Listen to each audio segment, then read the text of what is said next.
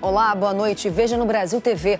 A cúpula da Polícia Militar de São Paulo é orientada pelo governador do estado a conter a escalada da violência policial. Um vídeo do setor de inteligência da Polícia do Rio mostra traficantes tentando escapar por uma área de mata numa operação no Complexo da Penha. A greve dos funcionários da limpeza no Distrito Federal tem sujeira e lixo para todo lado nos hospitais. E ainda, o Brasil atinge o menor nível de pobreza e extrema pobreza da série histórica do IBGE. Quarta-feira, dia 4 de dezembro, agora no Brasil TV.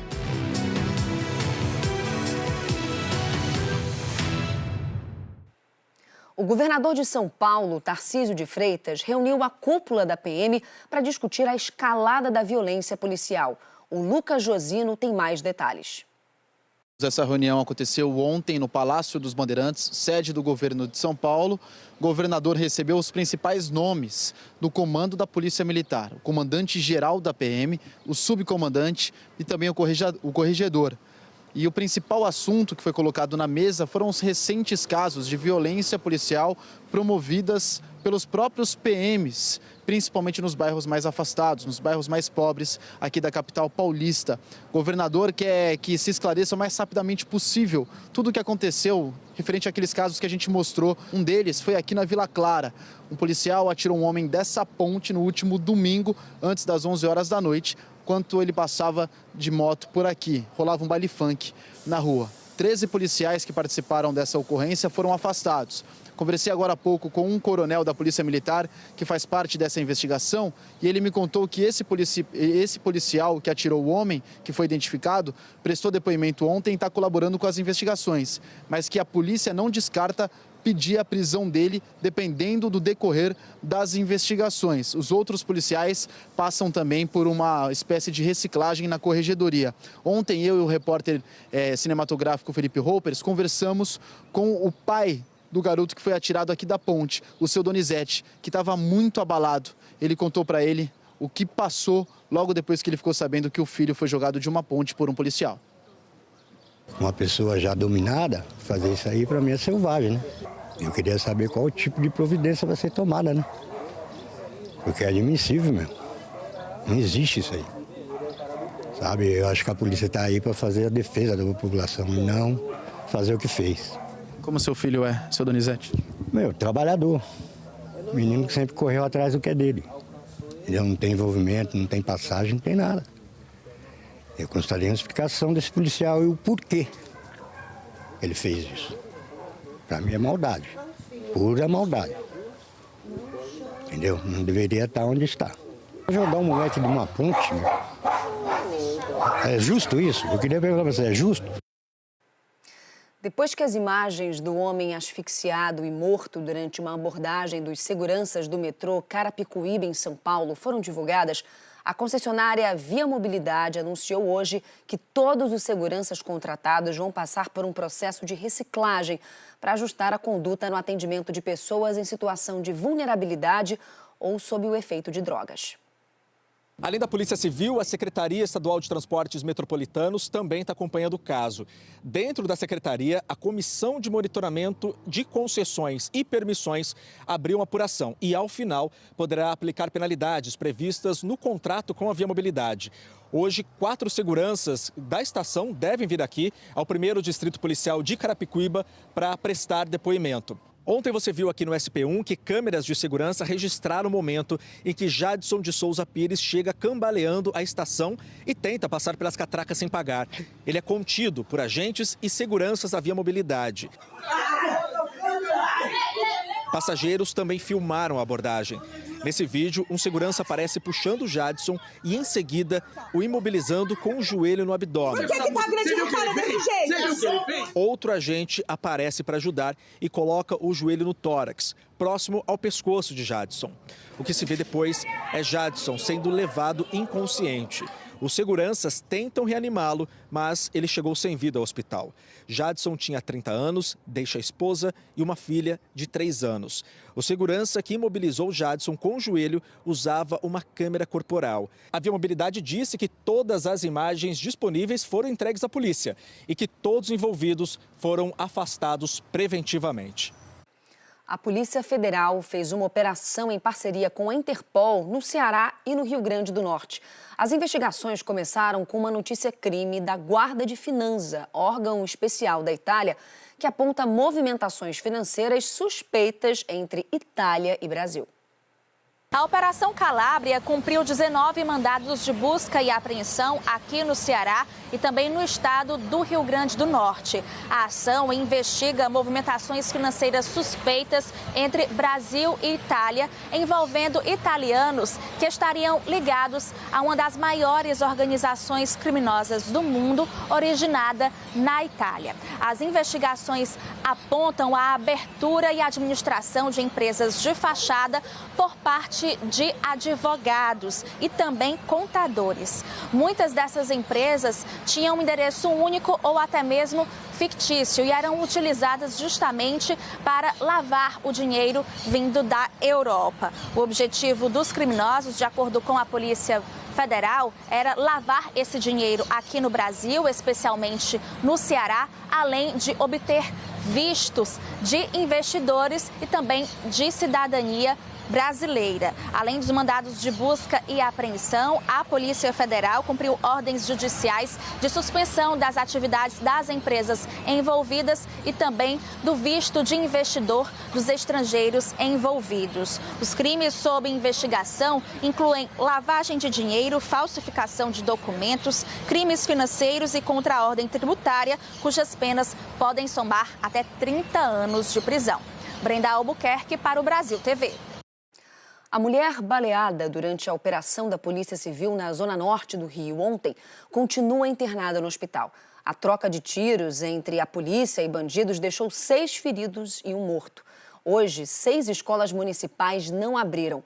A polícia disse que planeja operações constantes no Complexo da Penha. Um dia depois do intenso tiroteio que deixou 6 pessoas feridas e um suspeito morto, encontramos apenas um carro da polícia no entorno do Complexo da Penha. De acordo com a Secretaria Municipal de Educação, 6 escolas estão fechadas hoje na região. O governo do estado afirma que o funcionamento das escolas e unidades de saúde da rede estadual está normal.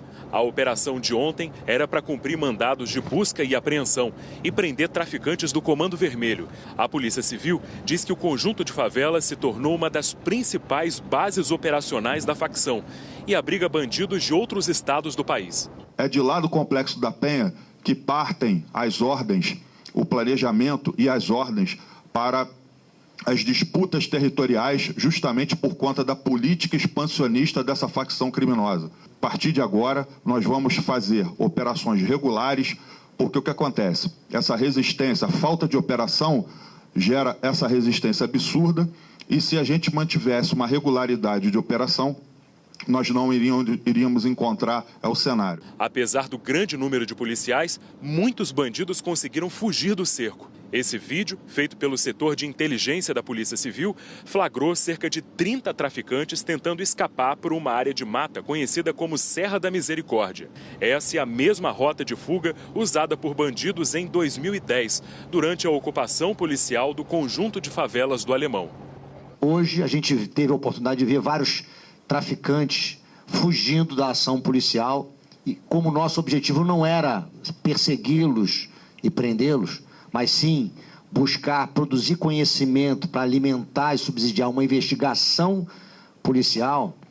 Existe uma investigação que ela está sendo estruturada para que a gente tenha condições de ter provas mais robustas em relação à atividade criminosa. A gente tem que estruturar uma investigação imputando a eles e provando isso, o cometimento de outros tantos crimes que aí sim as penas somadas possam fazer com que eles passem mais tempo na cadeia. A operação de ontem terminou com 13 pessoas presas. 1 tonelada de maconha foi apreendida. 8 motos e 15 carros foram recuperados. Mas pelo menos 6 pessoas foram baleadas na troca de tiros. Ágata Souza, de 22 anos, estava a caminho do trabalho quando foi atingida nas costas. Ela passou por cirurgia no Hospital Estadual Getúlio Vargas. Os outros baleados já receberam alta do hospital, incluindo um policial civil. Perto dali, no Morro do Quitungo, em Braz de Pina, um PM foi executado por bandidos da mesma facção que domina o Complexo da Penha. Era início da tarde e ele estava indo a uma consulta médica quando foi reconhecido pelos bandidos. Era o 3º sargento Marco Antônio Mateus Maia. O Globocop flagrou o momento em que homens armados soltaram o carro com o corpo estendido no banco da frente. O veículo desceu a ladeira desgovernado até bater contra o muro. A Delegacia de Homicídios investiga o crime. Começa a funcionar hoje em todas as cidades da região sul e sudeste um novo sistema de alertas da Defesa Civil pelo celular. A ferramenta vai avisar os moradores em caso de risco de desastres extremos. Em São Paulo, a Defesa Civil já está mandando alertas de chuvas fortes. O céu nublado pode ser o anúncio de uma chuva forte, ainda mais nessa época do ano, o período mais chuvoso no estado. Para prevenir que novas tragédias aconteçam com a chegada das tempestades de verão, o governo de São Paulo anunciou agora há pouco investimentos que ultrapassam os 64 milhões de reais. Dentre as novidades, mensagens de alerta, inclusive com alarmes sonoros que todo mundo vai receber no celular se estiver em áreas paulistas que estejam na rota de temporais ou de chuvas volumosas. Essas mensagens disparadas pela Defesa Civil vão chegar no telefone da pessoa, mesmo que ela não tenha cadastrado o número dela, para receber esse tipo de alertas. É que o sistema usa como base o local onde a pessoa está no momento de uma tempestade, por exemplo, porque ele rastreia a antena de celular que está mais perto dessa pessoa. Inclusive, esse mesmo método já é utilizado nos Estados Unidos para avisar os moradores de lá quando tem uma tempestade mais severa ou até um furacão se aproximando. O corpo da mensagem ela vai ter orientação, muitas vezes para se dirigir para um local seguro, para receber algum tipo de informação mais específica dali ou evitar determinado deslocamento por tal área. Para ajudar a melhorar a eficiência desses alertas e o trabalho da Defesa Civil, dados de 2 novos radares meteorológicos já começaram a ser usados. Um adquirido pelo governo para mapear 130 cidades da região de Campinas e outro com serviço terceirizado em São José dos Campos. Outros 3 radares também estão sendo importados, mas só devem começar a funcionar na metade do ano que vem. A ideia é poder monitorar com mais precisão e evitar tragédias como as de 2023. Em fevereiro do ano passado, um temporal devastou o litoral norte de São Paulo. Foram as maiores chuvas registradas num período de 24 horas na história do país. A cidade mais atingida foi São Sebastião. 65 pessoas morreram. Mais de 4.000 ficaram desabrigadas. 9 meses depois, em novembro, outro temporal deixou cerca de 11.000 imóveis sem luz por 5 dias na Grande São Paulo. Em toda a região metropolitana, desde 2016, pelo menos 150 pessoas perderam as vidas soterradas em deslizamentos de terra, desabamentos de imóveis, afogadas em transbordamentos de rios, córregos, alagamentos em vias públicas, atingidas por quedas de árvores ou raios. Os dados são da Defesa Civil, do Corpo de Bombeiros e da Polícia Militar. A greve dos profissionais de limpeza no Distrito Federal tem causado transtornos aos pacientes em 2 dos mais importantes hospitais, o de Ceilândia e o de Taguatinga. O lixo tem se acumulado pelos corredores e ainda não tem previsão de quando a situação vai ser normalizada. O banheiro fica no centro obstétrico do Hospital Regional de Ceilândia. Não dá nem para mostrar direito a imagem, de tão sujo. Inconformado, uma paciente mandou um áudio relatando o que está acontecendo. Então, a situação está bem complicada, porque já tem 2 meses que eles não estão pagando o pessoal da limpeza. O hospital não está sendo limpo, né, como deveria ser. O céu era um local que era para a gente permanecer somente por 4 horas. Tem mulher que estão permanecendo dias até alta, porque não está tendo vaga na maternidade. Nas imagens é possível ver a recepção do hospital. O lixo está em cada canto, em cima dos bancos, dos lados, tem papel, guardanapo, copo plástico, tudo na área de espera dos pacientes. Mas isso é bem pouco perto do que se vê nesse corredor. São sacos e mais sacos de lixo que se empilham e se acumulam pelo espaço apertado e aparentemente sem ventilação. Se você reparar bem, muitas dessas sacolas são brancas e com a inscrição lixo hospitalar, que é perigoso para ser mantido assim. Até líquido escorre dessas sacolas. Já o banheiro está limpo, isso graças aos pacientes. Aí, ó, paciente limpando o banheiro porque estão de greve E nem os funcionários do próprio hospital limpa. Se não limpar, é impossível usar esse banheiro aqui. A Secretaria de Saúde do Distrito Federal reconheceu que a situação dos hospitais é um reflexo da greve.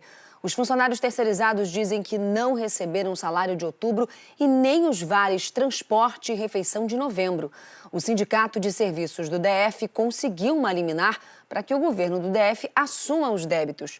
Sobre isso, a Secretaria de Saúde disse que está rescindindo os contratos com a empresa devedora de salários, a Ipanema, e que vai chamar novas empresas para regularizar a situação e que estuda como vai pagar diretamente os 600 funcionários da Ipanema que estão com salários atrasados. A seguir, o queijo Minas artesanal é o primeiro alimento do Brasil a ganhar o título de Patrimônio Cultural da Humanidade, hein? É daqui a pouquinho.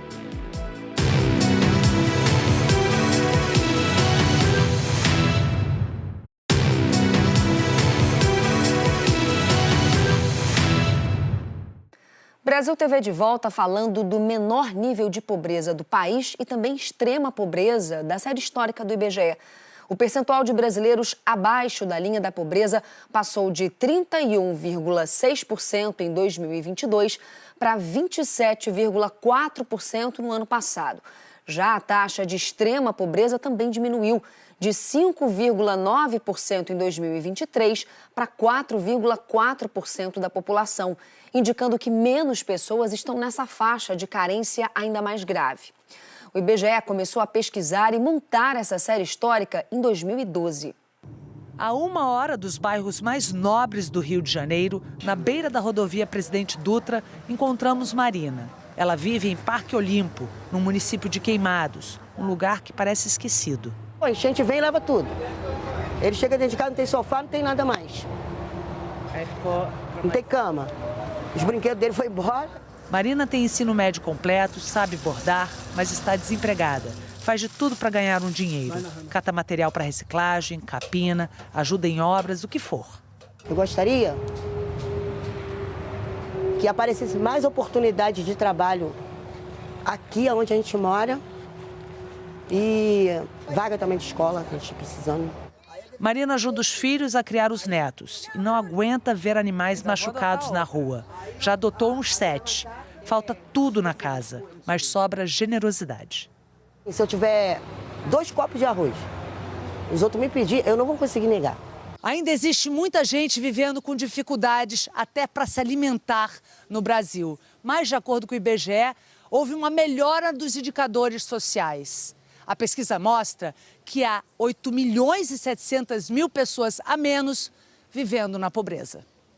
De 2022 a 2023, o número de brasileiros nessa situação caiu de 67,7 para 59 milhões. É o menor desde 2012, quando a pesquisa começou. A extrema pobreza também chegou ao menor patamar da série, uma redução de 3.100.000 pessoas. Para essa especialista, o aquecimento do mercado de trabalho e os programas de transferência de renda, como Bolsa Família, contribuíram para a diminuição da pobreza. Mas é preciso dar um passo adiante. A gente precisa, ter mecanismos de inclusão produtiva. Por exemplo, dando vaga para creche. Uma situação muito comum são mães de famílias em vulnerabilidade que não conseguem ir para o mercado de trabalho porque elas exercem trabalhos de cuidado. A pesquisa mostra que praticamente a metade dos jovens dos domicílios mais pobres não estudavam ou trabalhavam em 2023. No Brasil, um total de 10.300.000 jovens nem. Mas esse foi o menor número e a menor taxa da série histórica. A gente tem recentemente envolvido programas de transferência de renda para que o jovem não evada, para que ele permaneça no ensino médio. Isso, com certeza, deu uma contribuição relevante para a gente reduzir os chamados nem. Além disso, o mercado de trabalho está muito mais atrativo. O rendimento médio dos trabalhadores ficou em R$ 2.979. Apesar da diferença ter diminuído, os homens ainda ganhavam, em média, 26% mais que as mulheres em 2023. E a população branca, em média, quase 70% mais do que a preta ou parda. Marciele tem anemia falciforme. Perdeu o emprego porque tinha que fazer tratamento de saúde. Agora não encontra trabalho e ainda não conseguiu o Bolsa Família. Sem um e sem o outro, tem ficado meio difícil, até para pagar aluguel. Às vezes as crianças querem até levar um lanchinho para o colégio, a filha pede um biscoitinho, como é que faz? A estante que guarda alimentos está vazia. O que você precisa hoje? Hoje, num momento, é alimentação para umas crianças só. O modo de fazer o queijo Minas foi transformado em patrimônio cultural e material da humanidade pela Unesco, a Organização das Nações Unidas para a Educação, Ciência e Cultura. É o primeiro alimento brasileiro a receber esse título. Para os mineiros, o título é uma confirmação do que todo mundo já sabia. Ele é saboroso, bem feito, artesanal, sem químicos, sem aquela coisa toda. Então é nota 10 para ele. É diferente, tem um gostinho mineiro, só esse queijo tem, que é o nosso Minas artesanal de leite cru.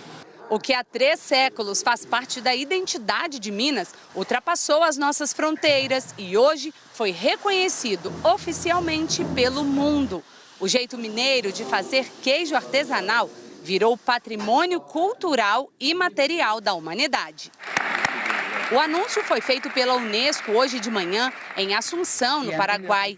15 pedidos de reconhecimento de várias partes do mundo foram analisados. A iniciativa brasileira foi celebrada pela ministra da Cultura do Brasil, Margarete Menezes. É realmente uma maneira muito especial da gente preservar a nossa memória, a nossa sabedoria do nosso povo, não é? A candidatura foi apresentada pelo IFAM em março de 2023, depois de um pedido da Associação Mineira de Produtores de Queijo Artesanal. Com a aprovação, o Brasil agora tem 7 patrimônios imateriais da humanidade. O modo de fazer o queijo é o único alimento da lista.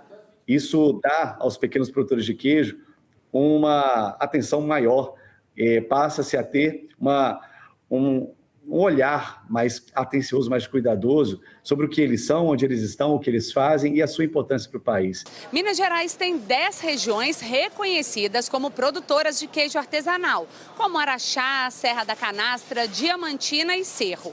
O sabor e a textura podem até variar, mas o modo de produção é um só em todas elas. É assim que o saber tradicional passa de geração em geração e reflete a história do próprio estado.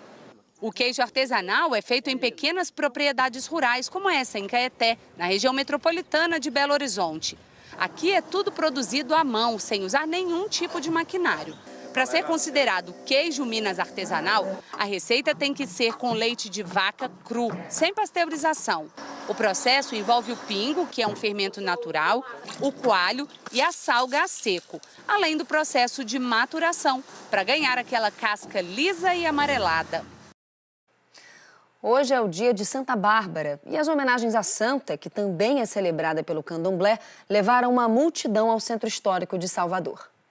É no Centro Histórico de Salvador que os devotos prestam homenagens a Santa Bárbara, a protetora contra os raios e as tempestades, segundo a tradição católica. De acordo com historiadores, Santa Bárbara viveu numa região da atual Turquia entre os séculos 13 e 4 e morreu jovem, assassinada pelo pai, que não aceitava a conversão da filha ao cristianismo. A devoção chegou à Bahia no século 17, trazida pelos portugueses, e aqui se misturou com religiões afro-brasileiras. Santa Bárbara foi associada ao orixá Iansã por negros escravizados para burlar a proibição de cultuar suas entidades. Milhares de fiéis lotaram o Largo do Pelourinho na missa campal. A celebração já é tradicional nos festejos dessa data tão esperada. Santa Bárbara é a padroeira do Corpo de Bombeiros da Bahia. A capela no quartel do Centro Histórico é visitada por muitos deles que agradecem e fazem pedidos. Outra missão dos bombeiros é manter mais uma tradição da festa, a distribuição de caruru para 2.000 pessoas. A iguaria é oferecida no dia de Santa Bárbara. Mauro Anchieta para o Brasil TV. Em Aracaju, o cortejo afro, em homenagem à santa, faz parte do calendário cultural da cidade. Pelas ruas do bairro Industrial, o cortejo seguiu de carro. Esta dona de casa disse que recuperou o movimento do braço e da mão direita graças à santa. É aqui, ó, fui queimada pelo bujão e graças a ela e Nossa Senhora das Graças. E estou aqui agora vendo ela. O cortejo dedicado a Iansã já está na 17ª edição, que já faz parte do calendário cultural de Aracaju. Foi nesse clima de festa que vários candomblecistas, com indumentárias apropriadas e coloridas, todos entraram no mercado Thales Ferraz. Passaram pela Passarela das Flores. O cortejo por aqui é obrigatório, porque Inhansã é a protetora dos feirantes. A criadora desse cortejo disse que começou essa tradição a partir de uma graça alcançada pela proteção de Inhansã. Eu botei meu joelho no chão, bati minha cabeça e criei esse evento. Criei assim. O Brasil TV fica por aqui. Outras notícias você vê no Jornal Nacional hoje um pouquinho mais cedo, às 8 da noite, hora de Brasília. Uma ótima noite para você e até amanhã. Tchau, tchau.